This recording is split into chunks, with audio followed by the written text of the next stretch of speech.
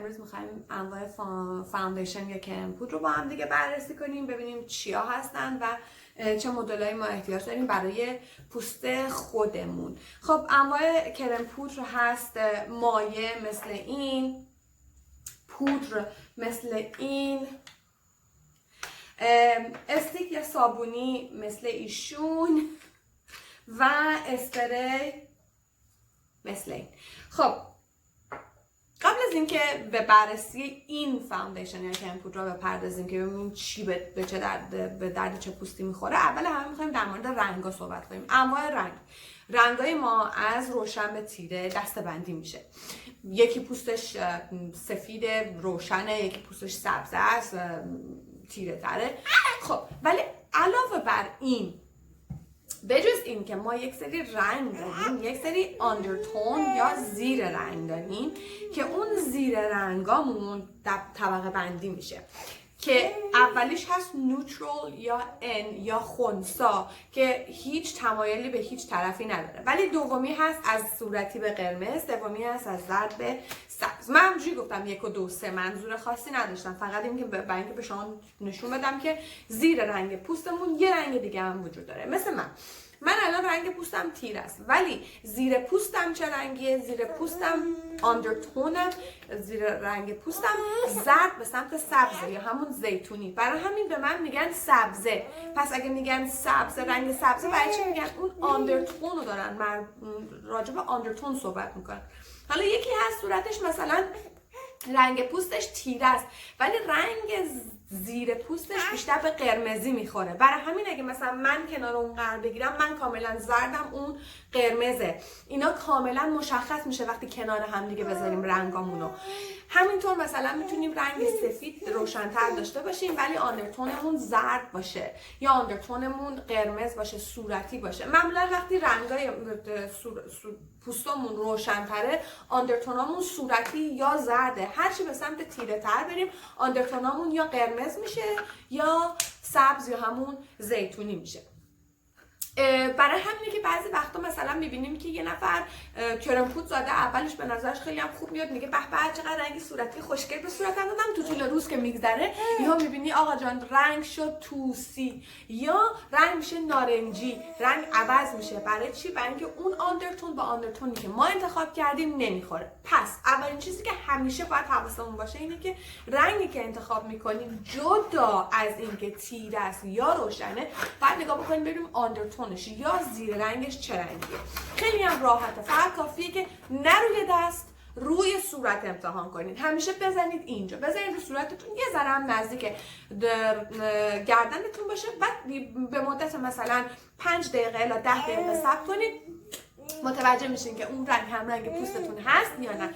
اگر نه میتونید بین 2 تا یا 3 تا انتخاب برای خودتون بذارین. مثلا کرم پودرهای مختلف رو بردارید، یه ذره بذارید به انگشتتون، 1 خط 2 خط 3 خط از رنگ‌های مختلف رو بزنید، ببینید کدوم رنگ به رنگ پوست شما نزدیک‌تره و اینکه رنگش عوض میشه روی صورتتون یا نه. این بهترین روشه.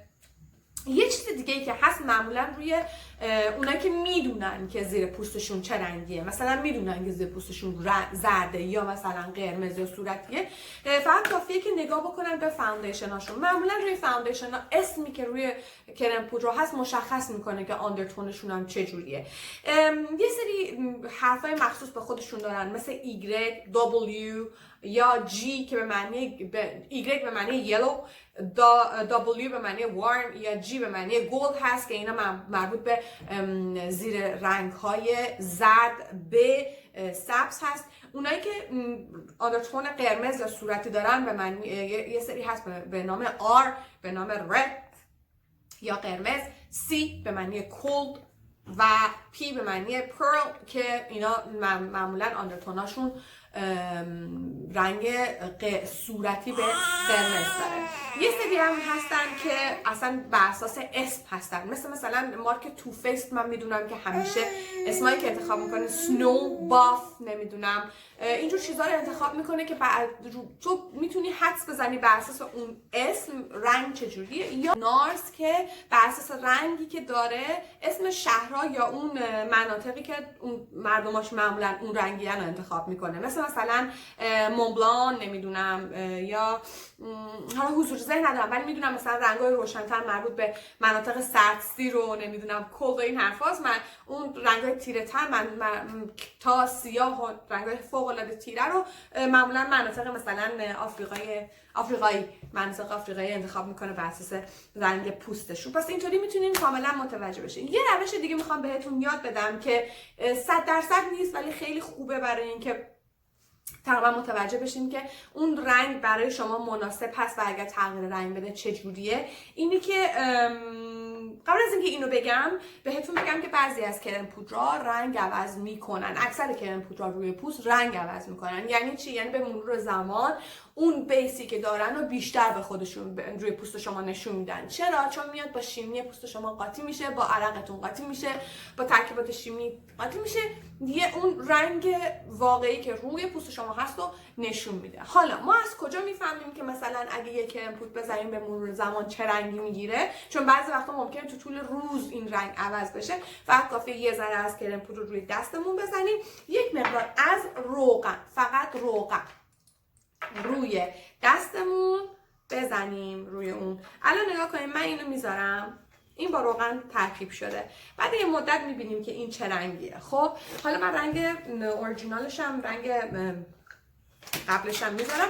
حالا بعدا با هم دیگه نگاه میکنیم، مرور میکنیم ببینیم که چقدر تغییر کرده. معمولا کرم پودرایی که میزنیم تو فاصله 10 دقیقه یک ربع رنگ خودش رو روی صورت نشون میده. ولی میگم یه سری کرم پودرها هستن که مثل فنتی که تو طول روز هم تو تغییر میکنه و یهو میبینی که یه رنگی زدی آخر شب نارنجی شدی. برای همین یه سری کرم پودرها مثل فنتی باید حتما 1-2 درجه روشن‌تر از پوست خودت برداری که تو طول روز اگر رنگش عوض شد زیاد تیرتون نکنه. ضمن اینکه همیشه باید مراقب باشین که آندرتونی که برمی‌دارین آندرتون مناسب پوست خودتون باشه. حتما کسایی که آندرتون سبز مثل من دارن نرین دنبال رنگای صورتی. بعد مدت رو صورتتون توسی میشه، رو صورتتون نارنجی میشه، رنگ کثیف به خودش میگیره. به جای اینکه آرایشتون رو قشنگ بکنه آرایشتون رو زشت میکنه تو طول روز. بعد میاد میگیم وای چقدر صورتم خسته است، آلودگی رفته نشسته رو پوستم.